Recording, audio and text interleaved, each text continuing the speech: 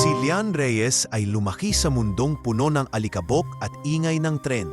Sa ilalim ng LRT sa Santa Mesa, natutunan niya kung paano maghanap buhay habang karga-karga ang bigat ng mga pangarap ng kanyang inang si Aling Mercy. 16 na taon pa lamang si Aling Mercy nang ipanganak si Lian. Inabandona ng ama matapos marinig na may sakit na hindi madaling gamutin ang bata. Simula noon, kinailangan nilang umasa sa matitigas na kutson ng bangketa at sa mga mumunting bariyang iniuabot ng mga taong may awa. Yan, Hija, huwag kang makakalimot ha? Pagsusumamo ni Aling Mercy sa batang anak tuwing aalis ito ng madaling araw. Huwag kang papasok sa mga madidilim na eskinita at huwag mong papansinin ang mga estranghero. Opo, Nay. Sagot ni Lian, bitbit ang kahon ng sampagita. Sa murang edad, naging pamilyar na siya sa mga ritual ng araw-araw. Pila sa public toilet, pila sa distribusyon ng lugaw sa kariton ng lokal na NGO. At ang walang katapusang pagngiti, kahit natutuyo na ang laway niya, aalapit sa mga bintana ng jeepney at kotse. Para kay Lian, hindi isang simpleng bulaklak ang bawat sampagita na kanyang inaalok. Isang hakbang iyon patungo sa panibagong araw na may pagkaing ilalapag sa harap ng kanyang ina. Isang araw, habang namimili ng bote ang matandang si Mang Rudo, tinapik niya si Lian sa balikat. Iha, nakakapagod na yang ganyan. Siguro dapat sa eskwelahan ka rin, no? Napangiti si Lian, pero may lungkot sa kanyang mga mata. Gusto ko rin po sana, pero paano yung gamot ni nanay? Hay nako, napakabait mo talagang bata. Kung ako lang gusto ko ng talikuran ng trabaho ko. Pero paano? Iyon lang ang alam kong gawin. Tumawa si Mang Rudo, kahit halatang nagtatago siya ng lungkot. Para kay Lian, si Mang Rudo ay hindi lamang kliyente, kundi parang lolo na rin. Madalas siyang pagbilhan nito ng candy kapag nakakaubos siya ng maraming bote. Kinagabihan, habang naglalakad pa uwi si Lian, napansinin niyang tila mas tahimik kaysa dati ang paligid. Ang mga ilaw sa ilalim ng LRT ay hindi na kasing liwanag ng dati at ang mga pulubi sa gilid ay mas kaunti. Sa kanyang pag-uwi, nadatnan niya si Aling Mercy na inuubo ng walang tigil. Agad niyang ibinigay ang maliit na supot ng gamot at isang latang sardinas. Pasensya na, Nay, hindi po sapat para sa mas malakas na gamot. Sabi niya, habang ginagabayan ng ina papunta sa banig. Nakaupo si Lian, hawak ang kamay ng kanyang ina. Balang araw, gaganda rin ang buhay natin. Tumango lamang si Aling Mercy. Tila hinuhugot ang lakas mula sa bawat salita ng anak. Sa ilalim ng malupit na kalangitan ng Maynila, nagsisilbing liwanag si Lian sa mundo ng kanyang ina. Bagamat maraming beses na nilang naisip sumuko, hindi niya kailanman binitawan ang pag-asa. Hindi niya alam kung paano, pero pinangako niyang gagawin ang lahat para bumuti ang kanilang kalagayan. Lumipas ang ilang buwan, at nagpatuloy si Lian sa kanyang pang-araw-araw na gawain.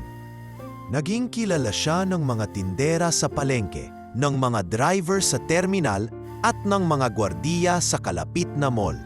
Sa murang edad, natutunan niyang magpakumbaba, numiti sa kabila ng panghuhusga at umasa kahit na halos wala ng pag-asa. Sa bawat benta ng sampagita, sa bawat umagang gigising siya para lumakad ng ilang kilometro. Alam niyang mas malapit siya sa araw na makakamit ang kanilang munting pangarap, ang hindi na magutom ang kanyang ina at magkaroon ng isang maayos na tahanan. Nay, sigurado akong bukas may bibili ng mas marami, bulong ni Lian habang naghahanda ng banig. Kaya magpahinga na po kayo.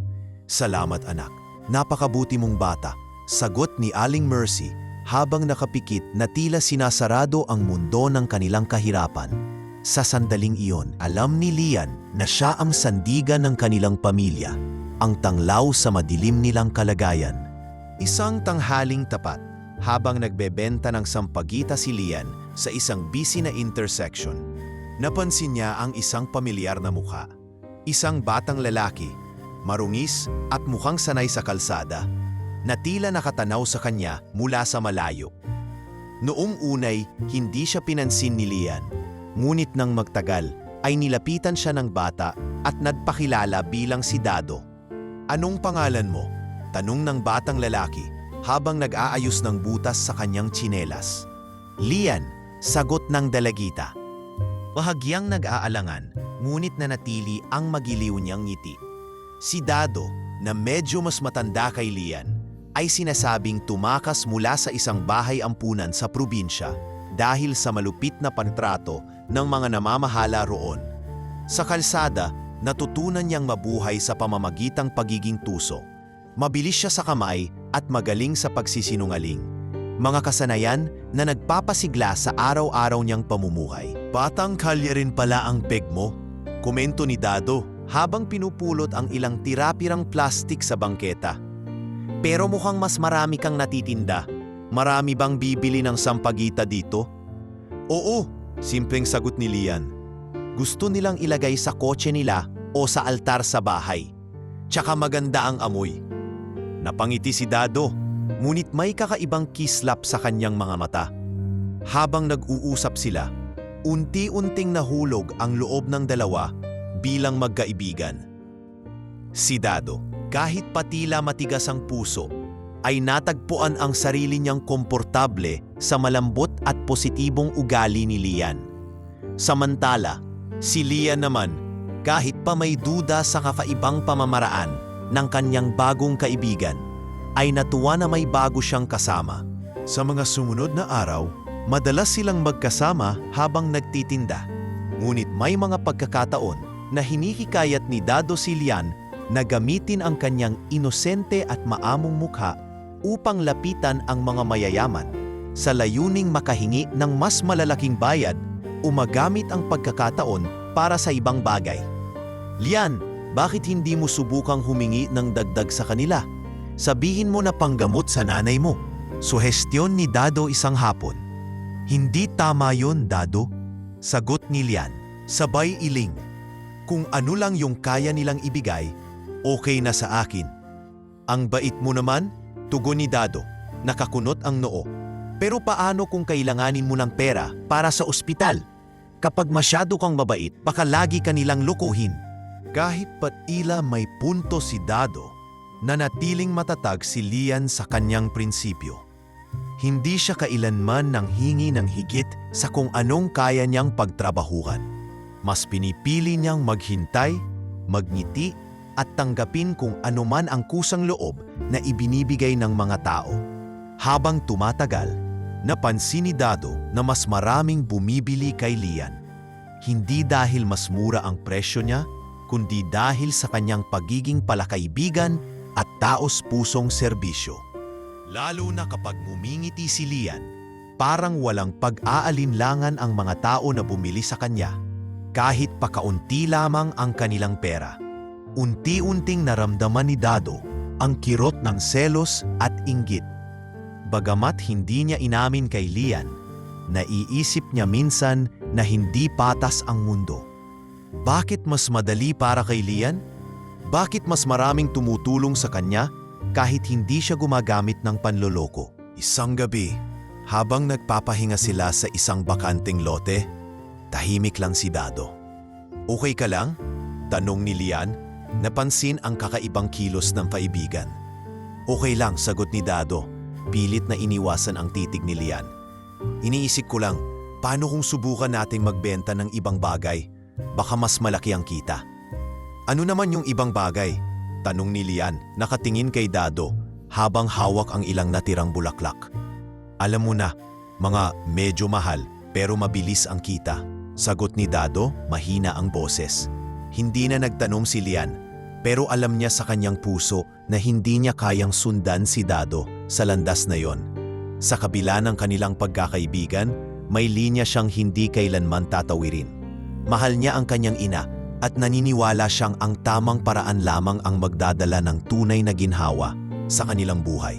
Sa parehong gabi, matapos nilang maghiwalay ng landas pauwi, naramdaman ni Dado ang bigat ng kanyang damdamin. Alam niyang mabuting tao si Lian at siya naman ay tila palaging nasa maling direksyon. Habang naglalakad, iniisip niya kung may pagkakataon pa ba siyang magbago o kung huli na ang lahat. Samantala, si Lian naman, bitbit ang kanyang kahon ng sampagita, ay tahimik na nanalangin. Umaasa siyang balang araw, maging masaya at tahimik na ang buhay nilang mag-ina, at maging si Dado, kahit patila naliligaw ng landas, ay makahanap din ng kapayapaan. Habang umuulan ng mahina, nilalakad ni Lian ang sidewalk sa harap ng isang marangyang hotel sa Maynila. Bitbit ang kanyang kahon ng sampagita. Umaasa siyang makakabenta pa ng ilan bago maghating gabi. Kahit malamig at pasa ang kanyang mga paa, hindi siya huminto. Ang bawat baryang makukuha niya ngayong gabi ay mahalaga para makabili ng gamot ni Aling Mercy kinabukasan. "Sir, bili na po kayo," ngiti ni Lian sa isang lalaking papasok sa hotel. Nag-amat ito ng tingin ngunit hindi siya pinansin. Sandaling tumigil si Lian sa gilid ng driveway ng hotel. Pinagmamasdan ang kotseng nakaparada sa ilalim ng ilaw ng poste. May kakaibang pakiramdam siya. Parang pinapanood siya. Ngunit bago pa siya makaalis sa pwesto, lumapit sa kanya ang dalawang tanod ng hotel. "Miss, anong ginagawa mo rito?" tanong ng isang tanod na may malaking katawan at malakas na boses. "Nagtitinda lang po ng sampagita," sagot ni Lian, pilit nang uminiti. "Baka po may gusto kayong bilhin." "Pasensya na, pero may nawawalang wallet dito kanina," sabat ng isa pang tanod. "Yung foreigner na nasa kotse kanina, nawalan ng pitaka, at ikaw ang huling lumapit sa kotse niya." "Ho, hindi po ako kumuha ng kahit ano," pagtatanggol ni Lian. Ramdam niyang lumalakas ang tibok ng kanyang puso. Hindi niya alam kung paano nila nagawang isipin na siya ang kimuha ng wallet. Halos hindi niya nga alam kung ano ang hitsura ng foreigner na sinasabi nila. "Sumama ka sa amin. Kailangan kang kausapin sa security office," utos ng mas matangkad na tanod. "Pero wala po akong ginawa." "Sumama ka na lang at magpaliwanag ka doon," sabat ng isa, sabay hawak sa braso ni Lian. Wala siyang nagawa kundi sumunod. Kahit nanginginig na siya sa takot. Sa kanyang murang edad, hindi niya alam kung paano ipapaliwanag ang sarili, lalo na kung ang mga tao'y mukhang kumbinsidong may kasalanan siya. Nang makarating sila sa maliit na kwarto ng security office, pinaupo siya sa isang plastik na silya. May isang mesa sa gitna at ilang monitor na nagpapakita ng CCTV footage ng iba't ibang bahagi ng hotel. Pinapanood siya ng mga tanod na parang inaasahan nilang umamin siya. Ramdam niya ang panghuhusga sa kanilang mga titig. "Ikwento mo ng maayos. Bakit ka nandoon sa labas ng kotse?" tanong ng isa sa kanila. "Nagtitinda po ako ng sampagita," sagot ni Lian. Ang boses ay nanginginig. "Lumapit lang po ako para mag-alok. Hindi po ako kumuha ng wallet. Wala po akong alam dyan." "Sigurado ka? Bakit sa lahat ng tao, ikaw ang huling nakita doon?" tanong ulit ng isa. Sa bawat sagot ni Lian, parang hindi siya pinapaniwalaan. Walang nakitang ebidensya sa kanyang kahon o sa kanyang bulsa. Ngunit parang hindi ito sapat para sa kanila. Para bang ang estado niya sa buhay ay sapat ng dahilan para pagdudahan. Habang iniiyak ni Lian ang kanyang pagkabahala, pilit niyang inaalala kung paano siya makakatata sa sitwasyon. Ngunit wala siyang maisip na kahit sino na maaaring tumulong. Walang cellphone, walang kilala sa hotel, at malayo ang bahay nila ni Aling Mercy. Ang kanyang ina ay natutulog sa ilalim ng LRT at walang ideya sa nangyayari sa anak. Ramdam ni Lian ang kawalan ng pag-asa. "Mangiyak-ngiyak ka pa dyan," bulong ng isa sa mga tanod. "Kung wala kang ginawa, ba't parang guilty ka?" Hindi na sumagot si Lian. Alam niyang wala siyang magagawa kundi umiyak habang pilit niyang pinapaliwanag na wala siyang kinalaman sa pagkawala ng wallet. Ang oras ay parang huminto sa maliit na kwarto ng security office na iyon. Ngunit bago pa man maituloy ang interogasyon, biglang bumukas ang pinto. Pumasok ang isang matangkad na babae na may matikas na tindig at disente ang pananamit. Napatingin ang mga tanod sa kanya at tila biglang nagbago ang kanilang asal. Para bang kilala nila ang babaeng ito. "Anong nangyayari rito?" tanong ng babae. Ang boses ay kalmado ngunit puno ng autoridad. "Ma'am Isabel," bati ng isang tanod. "May nawawalang wallet po ang isang foreigner. At itong batang to, siya po ang huling nakita sa lugar." "Wala bang ebidensya?" tanong ni Madam Isabel na tila hindi kumbinsido sa sinasabi ng mga tanod. Nasaan ang wallet? Wala pa po kaming nakikita, sagot ng tanod. Bahagyang natutuliro sa presensya ng babae. Lumapit si Madam Isabel kay Lian, nakatingin ng maigi sa kanyang namumulang mukha at nanginginig na kamay. Anak, anong pangalan mo? Lian po, sagot niya, halos pabulong. Kilala niyo ba kung sino ang foreigner na nawalan ng wallet? Tanong ni Madam Isabel sa mga tanod. Wala po kaming eksaktong impormasyon pag-amin ng isa. Kung wala kayong malinaw na ebidensya, bakit niyo siya kino-question? Tingin niyo ba sa bata, mukha siyang magnanakaw? Tanong ni Madam Isabel. Ang tono ay palaban, ngunit kalmado. Bata lang siya, tapos niyo na ang interobasyon na ito. Nagkakatinginan ng mga tanod, tila napapahiya. Isa-isa nilang binawi ang mga tanong at sinabihan si Lian na makakauwi na siya. Si Madam Isabel naman ay sinabihan silang hindi kailangang husgahan ang mga tao base lamang sa hitsura o estado sa buhay. Habang palabas sila ng opisina, hawak ni Madam Isabel ang kamay ni Lian na sa wakas ay nakaramdam ng kaunting ginhawa. Salamat po, bulong ni Lian. Tumutulo pa rin ang kanyang luha. Wala yun, Hija, sagot ni Madam Isabel. Sa susunod, huwag kang matatakot humingi ng tulong kung alam mong wala kang kasalanan. Hindi pa man nakakalayo si Madam Isabel sa security office ng gusali, bumaling siya pabalik sa mga tanod na tila natutuliro pa rin sa nangyari. Ang nakita ko ay isang batang lalaki, hindi ang batang ito, madiing sabi niya. Sabay tingin kay Lian na yakap-yakap ang kahon ng sampagita. Maliwanag na maliwanag mula sa bintana ng kafe kung paano siya umampot ng wallet at tumakbo papunta sa eskinita. At alam niyo kung sino ang batang iyon? Siya ang madalas kong makita rito, yung tinatawag nilang Dado. Biglang nanlaki ang mga mata ng isa sa mga tanod. Si Dado? Yung tuso? Matagal na naming hinahanap yan pero palaging nakakalusot. E di dapat siya ang inaresto nyo, hindi itong inosenteng bata, balik ni Madam Isabel. Ang matigas niyang tono ay tila nagsilbing sampal sa konsensya ng mga tanod na ngayon ay hindi makatingin ng diretsyo sa kanya. Habang nakatitig si Madam Isabel kay Lian, nakita niya ang namumugtong mga mata ng bata, ang nanginginig nitong balikat. Hindi iyon ang unang beses na nakakita siya ng ganitong sitwasyon. Isang bata na nahahatulan kaagad dahil lang sa itsura, sa estado o sa maling pagkakatapat ng pagkakataon. Napabuntong hininga siya at agad na tinapik ang isang panod sa balikat. Kailangan niyong humingi ng paumanhin. Mali ang ginawa niyo. Walang kasalanan ang batang ito. Tumango ang tanod at pilit na bumawi. Pasensya ka na, iha. Nagkamali kami. Ngunit halata sa boses nito na hindi pa rin niya lubos natanggap ang sarili niyang pagkakamali. Nakita ni Madam Isabel ang hindi pagkakakumbinsi ng tanod, kaya't mas lalo niyang idiniin ang kanyang punto. Hindi ba't mas madali na lang husgahan ang isang batang kalye? Pero sino ba ang nagsabi na lahat sila'y magnanakaw? Sa pagkakataong ito, kitang-kita ko kung sino talaga ang may gawa ng krimen, at hindi ito ang batang ito.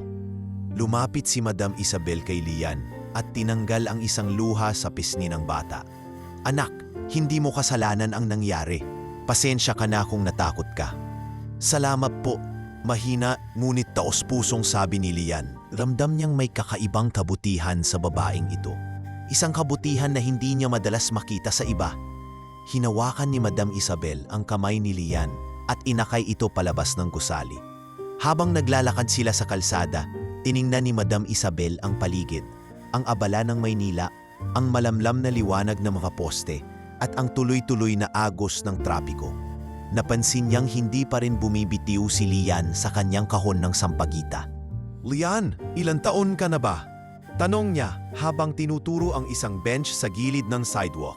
Hinihila ang bata para doon muna sila makaupo. 8 po, sagot ni Lian. Nagbebenta po ako ng sampagita para po may pambili ng gamot ni nanay. Nasaan ang nanay mo ngayon? Tanong ni Madam Isabel, halatang interesado sa kwento ng bata. Nasa ilalim po ng LRT. Doon po kami natutulog. May sakit po siya, kaya kailangang kumita araw-araw. Sagot ni Lian, sabay yuko. Hindi po namin kaya ang ospital. Napabuntong hininga si Madam Isabel. Hindi ito ang unang beses na nakasalamuha niya ang isang bata na kailangang kumayod para sa pamilya. Ngunit bawat isa sa kanila ay may natatanging kwento at bawat kwento ay nagiiwan ng bakas sa puso niya. Alam mo, Lian, ang ganitong klaseng hirap ay hindi na bago sa akin. Simula ni Madam Isabel. Lumaki rin akong mahirap.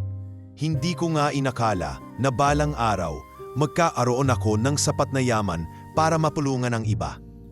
Napatingin si Lian sa kanya, tila hindi makapaniwala. Totoo po?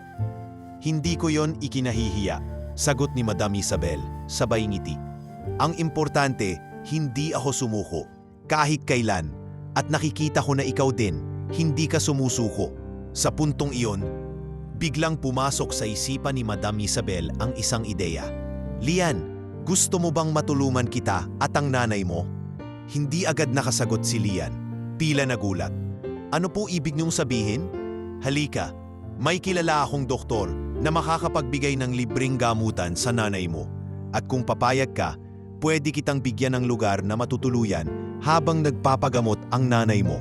Napaluha si Lian, hindi makapaniwala sa alok na iyon. Talaga po? Totoo po ba ito? Oo, Lian. Ngunit gusto ko ring malaman, ano ba ang pangarap mo? Tanong ni Madam Isabel halatang seryoso. Sana po makapag-aral ako. Sana po maging teacher ako balang araw. Gusto ko pong turuan yung mga batang katulad ko. Sagot ni Lian, ang kanyang mga mata ay nagliliwanag sa kauna-unahang pagkakataon. Ngumiti si Madam Isabel at tumango. Tama yan, Lian. Ang pangarap ang magdadala sa iyo sa mas maayos na buhay. Ang mahalaga, hindi ka mawawala ng pag-asa. Sa sandaling iyon, nagbago ang ihip ng hangin sa buhay ni Lian. Ang simpleng pagtatanggol ni Madam Isabel ay naging simula ng mas malaking pagbabago. Isang hakbang papunta sa mas maliwanag na bukas. Habang yakap-yakap niya ang kahon ng sampagita, pakiramdam ni Lian ay tila kayang-kaya na niyang harapin ang kahit ano, basta't kasama ang isang tao na naniniwala sa kanya. Hindi nagtagal matapos ang unang pagkikita ni na Madam Isabel at Lian. Dinala ng negosyante si Aling Mercy at ang kanyang anak sa isa sa kanyang mga paupahang unit sa Quezon City. Bagamat maliit at payak, ang unit na iyon ay isang malaking pagbabago mula sa dating kalagayan nila sa ilalim ng LRT.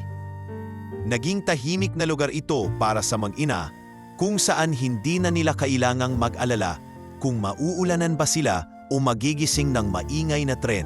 Hindi ko alam kung paano ko kayo mapapasalamatan, Madam, sabi ni Aling Mercy nang unang beses siyang makalipat sa bagong tirahan.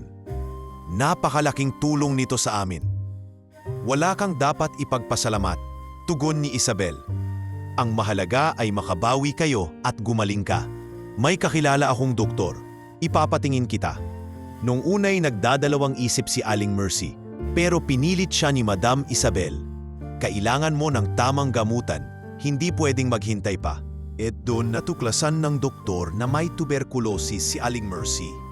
Ang sakit na ito, bagamat delikado, ay maaaring magamot kung maagapan. Sa tulong ng mga koneksyon ni Madam Isabel, nailipat si Aling Mercy sa isang pribadong ospital. Tinustusan niya ang mga gamot at treatment upang mapanatag ang lagay ng ina ni Lian. Habang nasa ospital si Aling Mercy, sinimulan na ring asikasuhin ni Madam Isabel ang kinabukasan ni Lian. Napansin niyang matalino at masipag ang bata, kaya't sinikap niyang makahanap ng scholarship para rito sa isa sa mga partner schools ng kanyang foundation. Noong unang araw ng klase ni Lian, punong-puno lang kaba ang bata. Hindi niya alam kung paano siya makikibagay sa iba pang mga estudyante. Pero habang tumatagal, unti-unting napatunayan ni Lian ang kanyang kakayahan. Napahanga ang mga guro sa kanyang sipag at determinasyon, lalo na't palaging nasa oras ang kanyang mga takdang aralin at aktibo siya sa mga talakayan. Napansin namin, napakagaling ni Lian sa pagsusulat, sabi ng isa sa mga guro sa isang school event. Kapag nagpasa siya ng essay, parang may kwento sa bawat linya, hindi pangkaraniwan para sa edad niya. At hindi lamang iyon, si Lian ay naging masigasig din sa iba pang subjects. Minsan, sinubukan niya ang pagsali sa isang poetry contest. Bagamat hindi siya nanalo, umani siya ng maraming papuri mula sa mga tagapayo at mga kaklase. Mahalaga ang iyong boses, Lian, sabi ng guro sa kanya Matapos ang kompetisyon, patuloy kang magsulat at huwag kang titigil sa pagtuklas ng iyong talento. Habang unti-unting umaangat si Lian, tila kabaligtaran naman ang nangyayari kay Dado. Sa kabila ng ilang ulit na pangaral mula kay Lian at sa ibang mga taong nagmamalasakit sa kanya, patuloy siyang nalululong sa buhay na puno ng panloloko. Naging pabalik-balik na eksena ang kanyang pagkakahuli sa petty theft. Mga bagay tulad ng pagnanakaw ng cellphone, pagkuha ng gamit sa palengke o pandurukot sa jeep. Dado, kailan ka ba magbabago? Tanong ng isang kapwa street kid sa kanya. Pero sa halip na magbago, lalo pa siyang lumayo sa mga dati niyang kaibigan. Pakiramdam niya, ang mundo ay laban sa kanya at wala siyang ibang paraan kundi ang magpatuloy sa ginagawa niya. Samantala, si Lian ay patuloy na lumalago. Bagamat nag-aaral na siya, hindi niya nalimutan ang kanyang ina. Tuwing uuwi siya mula sa eskwela, dinadalhan niya si Aling Mercy ng mga kwento tungkol sa kanyang mga natutunan at mga bagong kaibigan. Natutunan na rin niyang maglupo ng simpleng ulam at mag-asikaso sa bahay nila habang nagpapagaling ang kanyang ina. Lian, hindi ko alam kung paano ko nagkaroon ng anak na tulad mo, sabi ni Aling Mercy isang gabi habang nag-aalmusal sila. Napakabait mo at napakatalino. Alam kong magiging maganda ang kinabukasan mo. Ngumiti si Lian at sinabing, Nay, lahat po ng ginagawa ko ay para sa atin. Pangarap ko po talagang maging teacher para marami akong matulungan na katulad natin. Alam mo ba, kahit bata ka pa lang, nakita ko na kung gaano kalakas ang loob mo, sagot ni Aling Mercy. Hindi mo hinayaan na mawalan tayo ng pag-asa. Habang patuloy na umuusad ang panahon, naging malinaw kay Lian na ang kanyang tagumpay ay hindi lang para sa sarili niya. Naging inspirasyon siya sa iba pang batang lansangan na nakikita ang kanyang kwento bilang patunay na kahit gaano kahirap ang buhay, may pag-asa pa rin. At sa kabila ng lahat, nanatili siyang mapagpakumbaba. Lagi niyang sinasabi na ang tagumpay niya ay dahil sa mga taong naniwala sa kanya. Tulad ni Madam Isabel at ng kanyang ina. 2 taon ang mabilis na lumipas. Si Lian na dati isang batang nagtitinda ng sampagita sa ilalim ng LRT ay ngayoy isa ng consistent honor student sa pampublikong paaralan. Sa bawat pasok sa klase, dala-dala niya ang determinasyon at inspirasyon na hindi matitinag ng kahit ano. Para sa kanya, bawat araw sa eskwelahan ay isang hakbang palayo mula sa hirap na dati niyang dinanas at papunta sa mas maliwanag na kinabukasan. Lian, ang taas ng mga marka mo, sigurado akong makakapasa ka sa scholarship test, sabi ng kanyang guro, si Ma'am Teresa, isang araw pagkatapos ng klase. Ituloy mo lang ang sipag mo. Nakikita kong may malaki kang mararating. Ngumiti si Lian, kahit paminsan ay nararamdaman niyang napakaraming bigat ang kailangan niyang buhatin. Salamat po ma'am, gusto ko pong magtuloy-tuloy na to. Pangarap ko pong maging teacher tulad niyo balang araw. Kayang-kaya mo yan Lian, sagot ni Ma'am Teresa. At tandaan mo, hindi ka nag-iisa. Marami ang naniniwala. Sa kabila ng pagiging abala sa kanyang pag-aaral, hindi rin kinalimutan ni Lian ang mga taong tumulong sa kanya. Tuwing Pasko, tumutulong siya sa outreach programs ng foundation ni Madam Isabel. Isang espesyal na proyekto ng foundation ay ang pamamahagi ng mga libro, school supplies at pagkain sa mga batang lansangan. At sa bawat event, nakikita ni Lian ang mga batang katulad niya noon. Gutom, pagod, ngunit puno ng pag-asa. Lian, pakitulungan mo nga ang mga bata dito sa pila. Utos ni Madam Isabel habang inaayos ang mga kahon ng libro. Siguraduhin mo na lahat sila ay mabibigyan. Opo, Madam, masiglang sagot ni Lian. Sa kanyang puso, ito ang kanyang munting paraan ng pasasalamat, ang tumulong sa iba tulad ng pagtulong na natanggap niya dati. Sa kalagitnaan ng abala, may lumapit na batang babae, marungis ngunit may ngiti sa labi. Ate Lian, salamat po, sabi ng bata matapos matanggap ang libreng notebook. Tumitig si Lian sa bata at nakita niya ang kanyang dating sarili. Huwag kang susuko ha, mag-aral kang mabuti, sabi niya sabay ngiti. Nakaramdam siya ng kakaibang init sa dibdib, isang tatunay na bawat pagsusumikap niya ay may mas malalim na layunin. Bukod sa outreach programs, nakakahanap din ng outlet si Lian para sa kanyang mga damdamin at kwento. Nagsimula siyang sumulat ng mga maikling tula at kwento tungkol sa buhay kalye.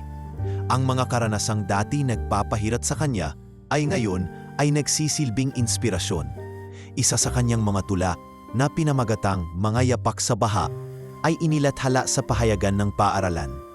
Tumanggap ito ng maraming papuri mula sa mga guro at kapwa mag-aaral. Lian, saan mo hinuhugot ang mga sinusulat mo? Anong ng isa sa mga kaklase niya, si Ana? Galing po sa karanasan, sagot ni Lian. Kahit mahirap, may mga aral akong natutunan at gusto kong ibahagi sa iba para malaman nilang hindi sila nag-iisa. Hindi nagtagal, naimbitahan si Lian bilang speaker sa isang seminar na inorganisa ng mga NGO na tumutulong sa mga batang lansangan. Ang seminar na ito ay naglalayong ipakita ang mga kwentong tagumpay at pagbabago upang magsilbing inspirasyon sa iba pang mga batang nasa kalsada. Sa araw ng seminar, habang tumatayo sa entablado, tiningnan ni Lian ang mga nakikinig, mga social worker, guro at mismong mga batang kalye na inimbita para makinig. Nagpakilala siya at ikinuwento kung paano siya dati naglalakad sa lansangan upang magbenta ng sampagita, kung paano siya nakaranas ng diskriminasyon, ng gutom at ng hirap, ngunit kung paano rin siya nakahanap ng mga taong naniwala sa kanya at tumulong sa kanyang pag-ahon. Hindi ko po maisip na makakarating ako dito, sabi ni Lian, halos mangiyak-niyak habang nakatingin sa mga bata sa harapan. Ngunit natutunan ko po na hindi kailanman masusukat ang halaga ng tao sa kung gaano siya kahirap o kung ano ang itsura niya. Ang tunay na sukatan po ay kung paano natin ginagamit ang ating mga karanasan upang makatulong sa iba. Palakpakan ang narinig niya mula sa audience. Hindi lang siya humanga sa mga palakpak na iyon. Naramdaman niyang naintindihan ng mga tao ang mensahe niya. Hindi lang para sa kanya ang tagumpay na iyon. Ito'y para sa lahat ng mga batang tulad niya na nangangarap at patuloy na lumalaban. Matapos ang seminar, lumapit ang isang lalaki mula sa gilid ng venue. Nang mag-angat ng tingin si Lian, nanlaki ang kanyang mga mata. Dado, bulong niya sa sarili, hindi makapaniwala sa kanyang nakikita. Si Dado, ang dating batang kalye na naging kaibigan niya, ngunit naligaw ng landas, ay naroon pero hindi na tulad ng dati. Malinis ang kanyang damit at tila may maayos na trabaho. Nang magtagpo ang kanilang mga mata, mumiti si Dado. Lian, sabi niya, malumanay ang boses. Matagal na kitang gustong makita ulit. Pwede ba tayong mag-usap? Habang tumutulo ang kanyang luha, napagtanto ni Lian na sa kabila ng lahat ng nangyari, ang muling pagkikita nilang dalawa ay nagdadala ng bagong pag-asa. Hindi lamang para kay Dado, kundi para na rin sa lahat ng mga kwentong hindi pa tapos. Matagal nang walang balita si Lian kay Dado matapos ang seminar na iyon. Nalaman na lang niya mula kay Madam Isabel na si Dado ay nasa ilalim na ng kustodiya ng DSWD. Naaresto ito sa isang snatching incident sa Divisoria at dahil menor de edad pa, hindi itinuloy ang kaso. Ngunit napag-alaman niyang sumailalim si Dado sa counseling at rehabilitation program.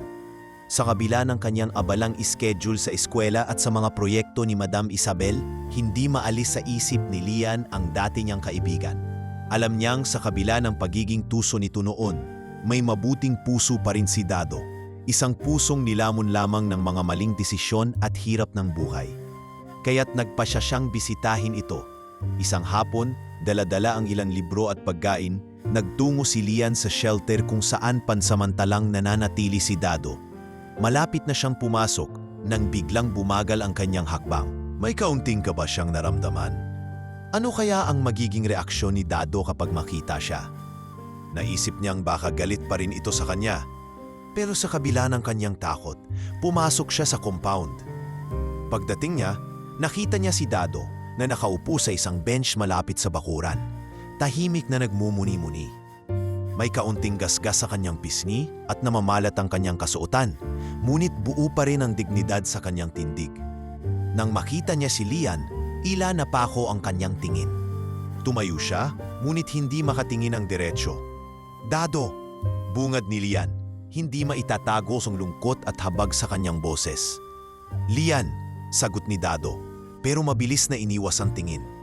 "Bakit ka nandito?" "Dinalhan kita ng ilang libro. May mga pagkain din dito," sabi ni Lian. Iniabot ang hawak niya. "Gusto ko lang makatulong." Hindi agad inabot ni Dado ang mga ito. Sa halip, tumingin siya sa lupa at parang nahihiya. "Salamat, pero hindi mo naman kailangang gawin to. Eto na lang ang paraan ko para makatulong, Dado," sagot ni Lian. "Matagal na kitang kaibigan. Gusto kong makita kang bumangon." Saglit na nagkaroon ng katahimikan sa pagitan nila. Tila nagdadalang isip si Dado kung tatanggapin ang alok ni Lian. Nang sa wakas, ay abutin niya ang mga libro at pagkain. Naramdaman niya ang bigat ng bawat paglingon ni Lian sa kanya. Hindi ito galit, kundi isang uri ng tingin na puno ng pag-asa, na kaya pa niyang magbago, na hindi pa huli ang lahat. "Pasensya ka na," bulong ni Dado. "Lahat ng ginawa ko noon, alam kong wala akong naidulot kundi problema sa'yo." "Hindi na mahalaga yon," sagot ni Lian. "Ang mahalaga, gusto mong magsimula ulit. Kaya mo bang gawin yon, Dado? Magbago para sa sarili mo?" Nilingon ni Dado si Lian, at sa unang pagkakataon ay nagtama ang kanilang mga mata. Malinaw sa tingin ni Dado ang bigat ng pagsisisi. "Gusto kong subukan," sabi niya, halos pabulong. "Hindi ko alam kung paano, pero gusto ko talagang subukan." Mumiti si Lian at tumango. "Nandito lang ako. Kung kailangan mo ng kausap, kung may kailangan kang payo, handa akong tumulong." Hindi na makapagsalita si Dado. Sa kabila ng kanyang mga maling nagawa, sa kabila ng lahat ng kanyang pagkukulang, naramdaman niya na hindi siya nag-iisa. May nagmamalasakit pa rin sa kanya, at iyon ang naging unang hakbang para simulan niyang tanungin ng sarili kung paano siya makakabangon. Bago sila maghiwalay, tumingin si Dado kay Lian at sinabi, "Ikaw pa rin ang nag-iisang kaibigan ko kahit hindi kita sinuklian ng kabutihan." Sa mga salitang iyon, naramdaman ni Lian na may maliit na pagbabago na nagaganap kay Dado. Maaaring hindi ito mabilis, maaaring mahirap ang daan, ngunit alam niyang may pag-asa pa rin. Habang lumalayo siya sa shelter, iniisip niya ang mga pagkakataon noong sila'y nagpitinda pa lang ng sampagita sa lansangan. Hindi siya kailanman nawalan ng tiwala kay Dado, at hindi siya kailanman susuko. Pagpatak ng kanyang ika-16 na kaarawan, hindi na lamang pangarap ang pag-aaral para kay Lian. Ito na ay isang realidad. Matapos ang maraming pagsisikap at suporta mula kay Madam Isabel, opisyal na siyang pumasok sa scholarship program ng Foundation para sa mga Gifted Youth. Ang mga taon ng pagtitinda ng sampagita at pagharap sa iba't ibang hamon sa kalye ay nagbigay kay Lian ng kakaibang pananaw sa buhay. Isang pananaw na nagbigay ng lalim sa bawat salitang isinusulat niya. Sa simula ng kanyang scholarship journey, pinili ni Lian ang kursong literature. Para sa kanya, ang pagsusulat ay higit pa sa isang libangan. Ito ang kanyang paraan ng pagpapahayag ng mga damdaming matagal nang nais makalaya. Araw-araw, nag-aaral siya hindi lang ng mga technical na aspeto ng pagsusulat, kundi pati na rin ng mga kilalang akda ng iba't ibang manunulat. Binabasa niya ang lahat, mula sa mga klasikong nobela ng Pilipinas hanggang sa mga makabagong akda ng mga international authors. Dito niya natutunan kung paano gumamit ng wika upang maipakita hindi lamang ang sariling karanasan, kundi pati na rin ang kolektibong kwento ng mga tulad niyang galing sa lansangan. Isang araw, habang nasa library, napansin ni Lian ang isang poster para sa isang local writing competition. Ang tema, kwento ng kalsada. Agad niyang naisip ang mga taong nakilala niya noon, ang mga vendor, ang mga batang lansangan, at ang mga kwentong walang nakakarinig. Nagsimula siyang magsulat, bumuo ng kwento tungkol sa isang batang vendor na maling napagbintangan. Sa bawat linya, parang naririnig niya muli ang mga tunog ng kalye, ang busina ng jeepney, ang sigaw ng mga magtataho, at ang mga buntong hininga ng mga taong nakikipagsapalaran sa araw-araw. "Lian, para saan yang sinusulat mo?" tanong ng kanyang kaklase at kaibigan na si Carla. "May kompetisyon na sasalihan ako," Sagot ni Lian, halos hindi itinigil ang pag-type sa laptop. Gusto kong ikuwento ang kwento ng mga tulad natin noon. Yung mga taong madalas husgahan, pero may iba't ibang kwento sa likod. Sigurado akong maganda yan, sabi ni Carla. Ngumingiti. Galingan mo ha? Malay mo, ikaw pa ang manalo. At iyon nga ang nangyari. Hindi lamang nanalo si Lian, napansin din ng isang editor ang kanyang entry, si Sir Caloy Santos, isang kilalang editor ng isang literary magazine. Ang nakabasa ng kanyang kwento at na-inspire sa kakaibang boses ni Lian. Miss Reyes, ito ba ang unang pagkakataon mong magsulat para sa isang malawak na audience? Tanong ni Sir Caloy nang magkasama silang magkape sa isang maliit na kafe malapit sa universidad. Opo sir, sagot ni Lian. Medyo kinakabahan. Pero matagal na po akong nagsusulat kahit nung nasa kalye pa ako. Parang ito lang po talaga ang unang pagkakataon na nakita ng ibang tao. Ang husay mo, sagot ni Sir Caloy nung umingiti habang binabasa ulit ang printout ng kwento ni Lian. Nakikita ko ang potensyal mo bilang isang young columnist. Kung gusto mo, pwede kang magsulat para sa magazine namin. Bibigyan kita ng sarili mong column. Nanlaki ang mga mata ni Lian. Totoo po, grabe, maraming salamat po. At sa ganitong paraan, nagsimula ang mas malawak na panlalakbay ni Lian bilang manunulat. Sa tuwing lumalabas ang kanyang column, hindi lamang ang mga guro at kaklase niya ang bumabasa, kundi pati na rin ang mga ordinaryong Pilipino na nakakakita ng kanilang mga kwento sa bawat salita ni Lian. Ang kanyang column ay naging bungambibig sa mga campus at literary circles at lalo siyang nakilala bilang isang batang manunulat na hindi natatakot humarap sa mga maselang issue ng Lee. Isang araw, habang nasa klase, nilapitan siya ni Ma'am Clarice, ang kanyang professor sa creative writing. Lian, may magandang balita ako, sabi ng guro. Muling nailathala ang kwento mo tungkol sa batang vendor sa isang mainstream na literary magazine. At hindi lang yan, may isang indie filmmaker na gustong gawing short film ang kwento mo. Ha?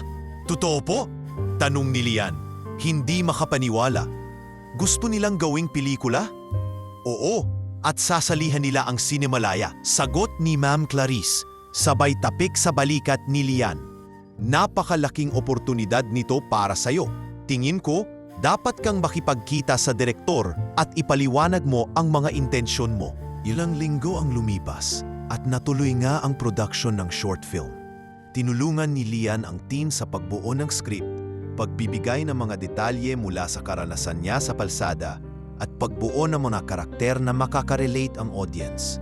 Nang sa wakas ay naipalabas ito sa Cinemalaya, hindi niya mapigilang maluha habang pinapanood ang kwento niya sa malaking screen.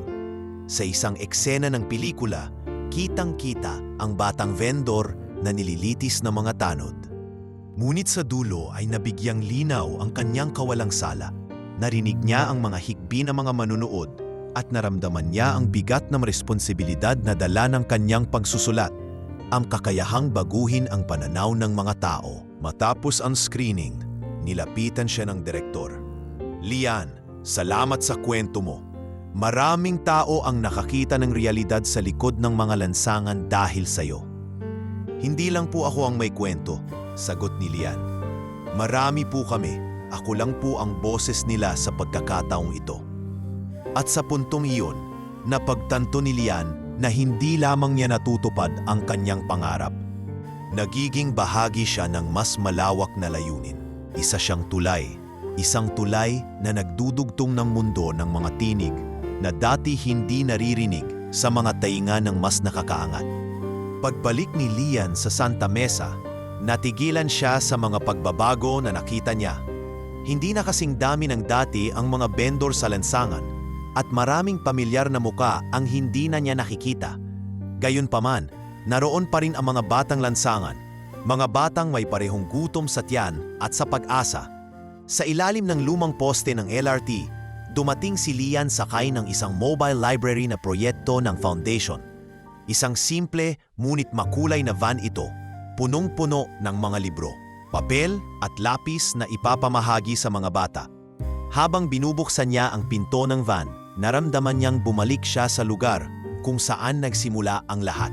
Ang mga batang minsang nakikita niyang naglalaro o nagmamakaawa sa tabi-tabi ay ngayon ay mga estudyanteng excited na sumilip sa loob ng library. Ate, pwede ba kaming humiram ng libro? Tanong ng isang payat na batang lalaki na may dalang plastic bag ng bote. Oo naman, sagot ni Lian. Ngumiti habang iniabot ang isang children's book. Araw-araw kaming babalok dipo tuwing weekend. Maaari niyong dalhin ito at ibalik sa susunod na Sabado. Talaga? Wow! Tuwang-tuwang sagot ng bata habang mabilis na binuklat ang pahina ng libro.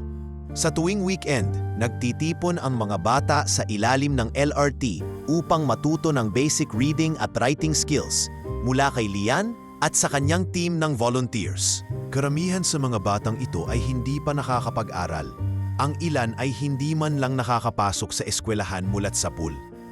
Pero sa tulong ng mobile library, unti-unti nilang natutunan ang mga letra, numero at kahit simpleng pagbasa ng mga maiikling kwento. Isang Sabado, habang nagtuturo si Lian, may isang matandang pamilyar sa kanya ang lumapit. Nang makita niya ang humpak na mukha, ang bahagyang nakayukong balikat, at ang bag na puno ng mga bote, agad niyang nakilala si Mang Rudo. Sa kabila ng paglipas ng mga taon, nanatili ang mainit ng ngiti ng matandang nagbigay noon ng candy sa kanya noong siya'y nagtitinda pa ng sampagita. Mang Rudo, tawag ni Lian, may halong gulat at tuwa. Kayo po ba yan? Oo, iha. Ikaw ba yan, Lian? Balik ni Mang Rudo, na ngayoy mabagal ng maglakad. Opo, ako po ito, sabi ni Lian habang tumakbo papunta sa matanda. Agad niyang inalalayan si Mang Rudo sa isang upuan. Kamusta na po kayo?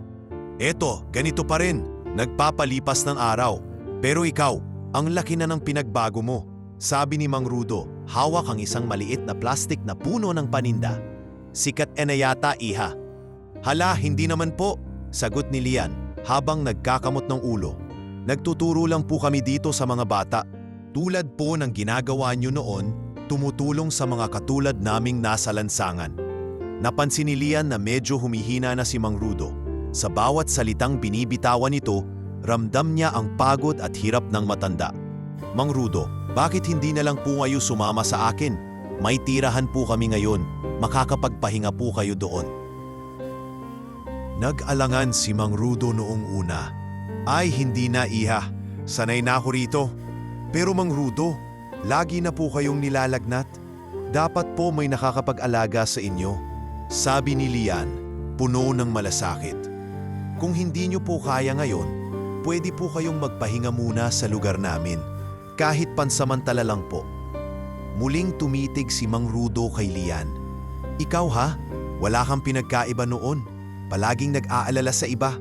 Sige iha, susubukan ko. Nang isinama ni Lian si Mang Rudo sa kanilang bagong tahanan, lalong tumibay ang relasyon nilang mag-ina. Si Aling Mercy, na noon ay nakapahinga na mula sa sakit, ay naging volunteer din sa outreach programs ng foundation.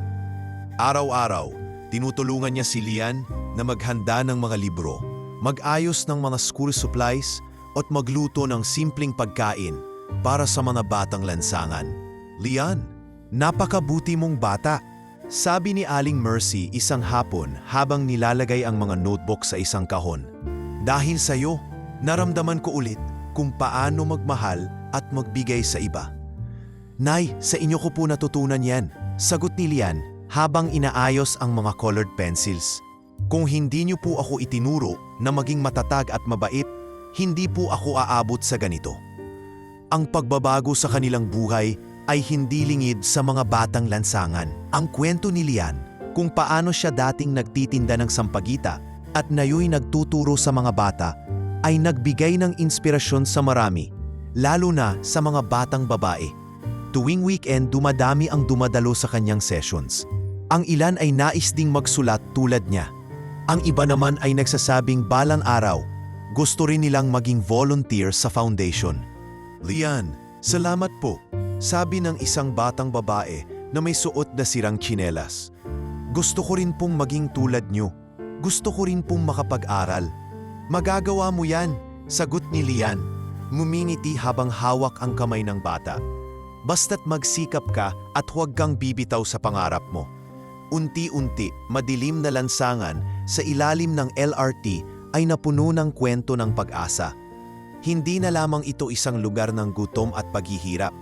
Ito na rin ay naging tahanan ng pagbabago. Kung saan ang bawat bata ay may pagkakataon na mangarap, matuto at magtagumpay. Isang gabi, habang si Lian ay nagbabasa ng mga mensahe sa kanyang social media account, isang balitang mabilis na kumalat ang tumawag ng kanyang pansin. Isang batang vendor ang umano'y dinampot ng pulisya matapos pagbintangang nagnakaw sa isang convenience store sa lungsod. Ayon sa mga ulat, inaresto ito sa harap ng maraming tao, pinagsalitaan ng masasakit, at hinila paalis ng walang paliwanag, walang malinaw na ebidensya. Ngunit dahil sa damit ng bata at sa kanyang kalagayan sa buhay, agad siyang hinusgahan. Pinanood ni Lian ang video na kuha ng isang bystander. Kitang-kita ang takot sa mukha ng bata at tila nararamdaman ni Lian ang bawat panghuhusga na sumasampal sa batang iyon. Para itong deja vu, parang bumalik siya sa araw kung kailan siya rin ay napagbintangan at halos masira ang buhay dahil lang sa kanyang estado. Hindi na siya nakapagpigil. Mabilis niyang kinuha ang kanyang laptop at nagsimulang magsulat. Ang sanaysay na kanyang nilikha ay simple ngunit matapang. Sa unang bahagi, isinulat niya, hanggang kailan nating pahihintulutan ng ganitong klaseng trato sa mga bata? Hanggang kailan nating huhusgahan ang kanilang pagkatao dahil lamang sa kanilang kasuotan, sa kanilang lugar ng tirahan, o sa kanilang kakayahang magsalita ng Ingles? Habang pinapatuloy niya ang sanaysay, binanggit niya ang kanyang sariling karanasan. Isinalaysay niya kung paanong minsan siya ay hinila rin sa isang security office, pinagbintangang nagnakaw, at halos mawalan ng pag-asa. Kung hindi sa isang estrangherong naniwala sa akin, baka isa rin ako sa mga batang nawawala sa sistema. Kinondena ng lipunan bago pa man marinig ang kanilang panig. Ang kanyang mga salita ay nagugat mula sa pait ng kanyang pinagdaanan, ngunit nabalutan ng tapang at panawagan para sa pagbabago. Nang matapos siya, mabilis niyang ini-upload ang sanaysay sa kanyang blog at ibinahagi ito sa social media. Hindi niya inaasahan ang bilis ng magiging tugon. Sa loob lamang ng ilang oras, libo-libo na ang nag-like, nag-share at nagkomento. May mga batang lansangan na nagpasalamat sa kanyang boses. May mga magulang na nagsabi ng salamat at may isang tulad mo, at may mga guro at social workers na ginamit ang sanaysay bilang material sa kanilang mga aralin at forums. Ilang araw matapos mag-viral ang kanyang sanaysay, isang email ang natanggap ni Lian mula sa isang organisasyong tumutulong sa mga batang lansangan. Pinupuri ng grupo ang kanyang paninindigan at sinabing ginamit nila ang kanyang isinulat bilang batayan sa kanilang panawagan para sa reforma sa mga patakaran at proseso ng pagtrato sa mga kabataang nasa lansangan.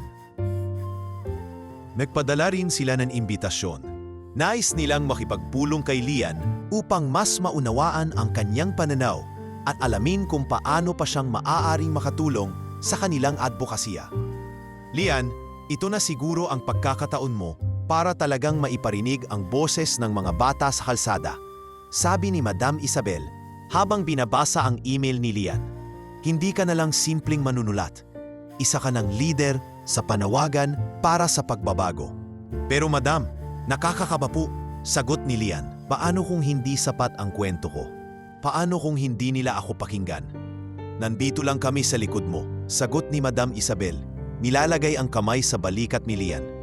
At tandaan mo, kahit isa lang ang makarinig at magbago ang pananaw, malaking bagay na iyon. Lalong dumami ang tumulong kay Lian sa kanyang kampanya. Lumabas ang kanyang sanaysay sa mga pahayagan, ginawang reference sa mga seminars, at ginamit sa mga programa ng iba't ibang organisasyon. Ang simpleng kwento ng isang batang vendor ay nagkaroon ng mas malawak na implikasyon. Isang kwento na nagtulak sa marami upang magtanong, paano natin maitatama ang sistema? Paano natin masisiguro na ang mga mahihirap ay hindi na muling maitutulak sa gilid ng lipunan? Isang araw, Isang liham mula sa Senado ang dumating. Iniimbitahan si Lian upang magsalita sa isang pagdinig tungkol sa mga panukalang batas na naglalayong protektahan ang mga batang lansangan mula sa diskriminasyon at pang-aabuso. Kinakabahan siya, ngunit alam niyang ito ang pagkakataon upang maibahagi ang kanyang kwento at makatulong sa mas malaking bilang ng mga bata. Sa araw ng pagdinig, nakasuot si Lian ng simpleng blusa at slacks, ngunit ang kanyang tindig ay puno ng tapang. Sa harap ng mga senador, nagsimula siyang magsalita. Magandang umaga po sa inyong lahat. Ako po si Lian Reyes at ako po ay dating batang lansangan. Lumaki po akong nagtitinda ng sampagita para mabuhay ang aking ina at para magamot siya sa kanyang karamdaman. Napuno ng katahimikan ng silid habang ikinuwento ni Lian ang kanyang karanasan. Kung paano siya minsang napagbintangan, kung paano siya inalipusta, at kung paano siya iniligtas ng isang estranghero.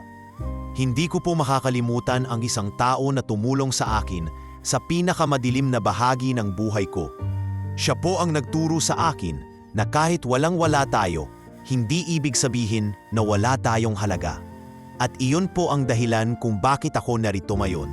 Sa dulo ng kanyang talumpati, tumingin siya sa mga miyembro ng komite at sinabing, sana po ay marinig natin ang boses ng bawat bata sa lansangan. Sana po ay magkaroon ng mga batas at patakaran na hindi lamang magtatanggol sa kanila, kundi magbibigay din sa kanila ng pag-asa at oportunidad. Nang matapos siya, may mga senador na tumayo at pumalakpak. May mga reporters na nagmadaling kumuha ng litrato at magtanong ng follow-up. Ngunit para kay Lian, ang pinakamahalaga ay ang mga mata ng mga batang nasa gallery na nakatingin sa kanya. Sa bawat tingin, nararamdaman niya ang kanilang pag-asa. At doon niya nalaman, ang bawat salita na kanyang binitiwan ay may kapangyarihang magbago ng buhay. Sa edad na 20, hindi inakala ni Lian na mararating niya ang antas ng tagumpay na ito. Matapos ang maraming taon ng pagsusulat, pagtuturo, at pagsisikap na maiparinig ang boses ng mga walang boses, siya ay napili bilang isa sa mga tumanggap ng isang prestigyosong international award para sa Community Impact and Advocacy. Ang anunsyo ng kanyang pagkapanalo ay mabilis na kumalat at ang simpleng kwento ng dating batang vendor na ngayon ay kinikilala sa mundo ay naging inspirasyon sa napakaraming tao. Sa araw ng seremonya, pumuno ng mga kilalang personalidad ang ballroom ng isang hotel sa Makati. Naroon ang mga diplomat, media representatives at iba't ibang leader ng non-profit organizations mula sa iba't ibang bansa. Nakasuot si Lian ng isang simple ngunit eleganteng puting bestida na himiram niya pa sa isang kaibigan. Nang ini-announce na ang kanyang pangalan, parang nanlamig ang kanyang mga kamay. At ngayon, ang ating recipient para sa Outstanding Youth Advocate Award ay si Ms. Lian Reyes, isang dating batang vendor na ngayon ay nagdadala ng pag-asa sa mga kabataang lansangan. Sabi ng MC, nagpalakpakan ng lahat habang dahan-dahang tumayo si Lian mula sa kanyang upuan. Habang lumalakad papunta sa stage, hindi niya maiwasang maalala ang mga panahong nasa ilalim siya ng LRT. Hawak ang isang kahon ng sampagita at iniisip kung paano nila makakayanan ng ina niya ang susunod na araw. Pagkatapos niyang tanggapin ang tropeyo at magbigay ng maikling talumpati, bumaba siya sa entablado at muling umupo sa kanyang mesa. Ngunit hindi pa man nagtatagal, napansin niya ang isang lalaking palapit sa kanya. Naka-coat and tie ito, malinis ang buhok at may dalang isang kumpol ng mga pulang rosas. Sa una, inakala niyang isa itong journalist na nais makapanayam siya. Pero nang mag-angat siya ng tingin, nagulat siya. Dado, bulong ni Lian, halos hindi makapaniwala. Ang dating batang tuso at pasaway na minsan ay naging pinakamalapit niyang kaibigan ay nasa harapan niya, hindi na marungis, hindi na payat, at hindi na nakayuko. Lian, sabi ni Dado, ngumingiti, matagal na kitang gustong makita ulit. Gusto kong magpasalamat. Napahinto si Lian, hindi makapagsalita agad. Ngunit nakita niya sa mga mata ni Dado ang sinseridad. Ang dating inggit at galit na minsang tumagos sa kanyang pananalita ay nawala.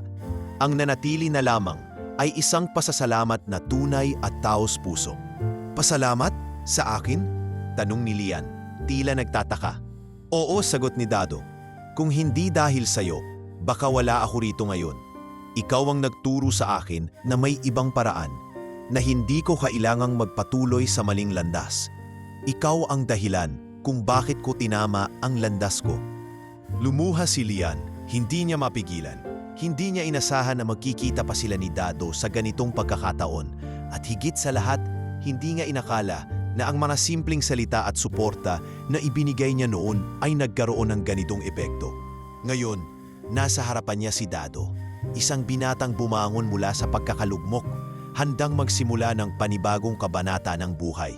Minsan, sapat na ang isang taong maniwala sa iyo para maniwala ka rin sa sarili mo, sabi ni Lian. Niyakap niya si Dado sa harap ng mga taong nasa ballroom. Sa kanyang pagyakap, naramdaman niyang bigat ng nakaraan na tila nawala na. Wala nang natitira kundi kapatawaran at bagong simula. Ang eksenang ito, bagamat tahimik at simple, ay nag-iwan ng malalim na mensahe sa lahat ng nakakita. Ang kwento ni Lian at Dado ay nagpakita na kahit gaano kahirap ang nakaraan, may pag-asa pa rin sa pagbabago at kapatawaran. Ang mga kamera mula sa media ay kumislap, ngunit hindi iyon mahalaga kay Lian at Dado. Sa kanilang sandaling iyon, ang tanging mahalaga ay ang muling pagkakaibigan at ang bagong landas na haharapin nila. Sa isip ni Lian, ito ang pinakamagandang parangal na naanggap niya, ang makita ang isang taong minsan niyang minahal bilang kaibigan na bumangon at nagsimulang muli. Matapos makilala sa buong bansa bilang isang youth advocate at manunulat, naramdaman ni Lian na kailangan pa niyang magbigay pabalik sa komunidad na naging pundasyon ng kanyang mga tagumpay. Bagamat abala sa iba't ibang proyekto at media engagements, ginugol niya ang kanyang oras sa pagbubuo ng isang organisasyon na tutulong sa mga kabataang may parehong pinagmulan, ang Sampaguita Project. Ang Sampaguita Project ay hindi lamang isang simpleng charity. Ito'y isang platform para sa mga batang lansangan na may talento sa pagsusulat at sining, ngunit walang paraan para maipakita ito sa mundo. Ang pangalan nito, paliwanag ni Lian sa isang panayam, ay sumasalamin sa kung paano tila simpleng bulaklak lamang ang tingin ng marami sa mga batang lansangan. Ngunit kung bibigyan sila ng pagkakataon, makikita natin ang kanilang bangong natatangi, tulad ng Sampaguita. Sa unang taon ng proyekto, nagtungo si Lian sa mga lugar na karaniwang hindi nararating ng tulong. Binisita niya ang malalayong probinsya kung saan ang mga bata ay halos walang akses sa mga aklat o materyales pang edukasyon. Sa tuwing dumarating siya, bitbit ang mga kwaderno, lapis at simpleng literatura. Makikita sa mga mata ng mga bata ang tuwa at pagkamangha. "Ate Lian, ano pong gagawin namin dito?" tanong ng isang batang babae habang hawak ang librong Ang Alamat ng Sampaguita. "Babasahin niyo ito, tapos subukan niyong sumulat ng sarili niyong kwento," sagot ni Lian, ngumiti at naupo sa gitna ng mga bata. "Kahit simpleng kwento lang, importante na maibahagi niyo ang iniisip niyo. Gusto kong marinig ang mga kwento niyo." Naging inspirasyon si Lian sa bawat lugar na pinuntahan niya. Mula sa palengke kung saan nagtitinda ang mga bata tuwing umaga, hanggang sa mga kulungan ng mga kabataang naligaw ng landas. Dinala niya ang kanyang mensahe ng pag-asa. Sa kulungan, tumayo siya sa harap ng mga binatilyong nakaposas, hawak ang kanyang libro. Hindi niya itinago ang kanyang sariling pinagdaanan. Isang batang minsang napagbintangan, minsang nawalan ng pag-asa, ngunit nakahanap ng liwanag. "Bakit niyo ginagawa ito para sa amin?" tanong ng isang binapilyo, habang nakayuko at naglalaro sa kamay ang isang ballpen. "Dahil alam ko kung ano ang pakiramdam na husgahan at pabayaan," sagot ni Lian. Diretso ang tingin sa mga bata. "Alam ko kung gaano kahirap ang magkamali, at kung paano ang kahit isang tao na naniniwala sa iyo ay maaaring magbago ng takbo ng buhay mo. Gusto kong maging taong iyon para sa inyo." Habang lumalawak ang abot ng Sampaguita Project, unti-unting nabuo ni Lian ang isa pang pangarap. Ang mailathala ang isang nobelang magsasama-sama ng mapakwento ng kanyang pinagdaanan at ng mga taong tumulong sa kanya. Pinamagatan niyang Sa Likod ng Sampaguita ang nobela at inilathala ito makalipas ang 2 taon ng pagsusulat. Ang libro ay mabilis na naging bestseller. Hindi lamang ito simpleng kwento. Ito'y naging boses ng mga bata sa lansangan. Sa bawat paina, isinalaysay ni Lian ang mga hamon ng kahirapan, ang mga pagbagsak at ang mga tagumpay na nakuha niya sa pamamagitan ng tiyaga at suporta ng iba. Naging pangunahing bahagi rin ng nobela ang kwento ni Madam Isabel, ang estranghero na unang naniwala sa kanya. Bakit isinama mo ang pangalan ko? Tanong ni Madam Isabel nang makita ang libro. Dahil kayo po ang dahilan kung bakit ako nagsimula. Sagot ni Lian, hawak ang kamay ng kanyang mentor. Kung hindi dahil sa inyo, baka wala pong nobelang ito, wala pong Sampaguita Project, at wala pong Lian Reyes na tumutulong ngayon. Matapos mailunsad ang nobela, dinala ni Madam Isabel si Lian sa iba't ibang bansa upang palawakin ang abot ng kanilang advocacy. Sa Indonesia, kinausap nila ang mga local NGOs tungkol sa pagbuo ng mobile libraries. Sa India, binisita nila ang mga slum communities kung saan ipinakita nila kung paano ang simple ngunit makabuluhang proyekto tulad ng Sampaguita Project ay maaaring magbago ng buhay ng daan-daang bata. Sa bawat lugar na kanilang pinuntahan, iniwan ni Lian ang inspirasyon at kaalaman sa kung paano maipapahayag ng mga bata ang kanilang boses sa pamamagitan ng sining at panitikan. Habang pinapanood ni Lian ang mga batang sumulat ng kanilang mga kwento, naramdaman niya ang lalim ng kanyang nagawa. Hindi na lamang siya ang batang vendor na minsang nakaupo sa alsada, walang tiwala sa sarili at takot sa hinaharap. Ngayon, siya na ang taong nagbubukas ng pintuan para sa iba. Ang taong nagsasabing, kaya nyo to, may kwento kayo, at mahalaga yan. At sa kabila ng lahat ng tagumpay, nanatili si Lian na mapagkumbaba. Sa bawat pagbabalik niya sa mga komunidad na minsan niyang tinawag na tahanan, palagi niyang dala ang simpleng aral na nagpatibay sa kanya.